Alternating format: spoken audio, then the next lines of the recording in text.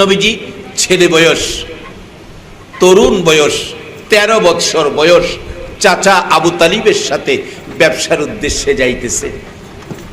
কাফেলা নিয়ে হাঁটতে হাঁটতে মরুপথ, ক্লান্ত হলে চাচা আবু তালিব গাছের নিচে বসলেন, কিন্তু নবীজি 13 বছর বয়স, মুরব্বীদের সাথে বসলেন না, মুরব্বীদের সাথে বসে নাই। ও যুবক বাবারে, নবী কি শিক্ষা দিয়ে গেলেন, কোন আদর্শে তোমরা আদর্শিত হবে? মুরব্বীদের সাথে বসে না।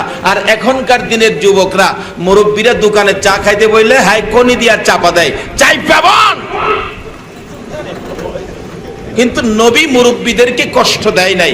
কিতাব লেখে নবীজি, তরুণ নবী একটা মৃত গাছের নিচে গিয়া একা একা বসলেন। গাছটা মৃত ছিল, মৃত গাছের নিচে বসলে গাছ ডাকতেছে, প্রভু গো, তোমার বন্ধু দিয়ে আমার গোড়ায় বসেছে। ও খোদা, আমার কি ভাগ্য, আমার কি নসিব, তোমার বন্ধু আমার এখানে, আমার জীবনটা ফিরিয়ে দাও, আমার প্রাণ ফিরিয়ে দাও। নবীর বরকতে মৃত গাছ জীবিত হয়ে গেছে। ফুল ফল দাও, তোমার বন্ধুর খেদমত করব, ফুল ফলে ভরপুর হয়ে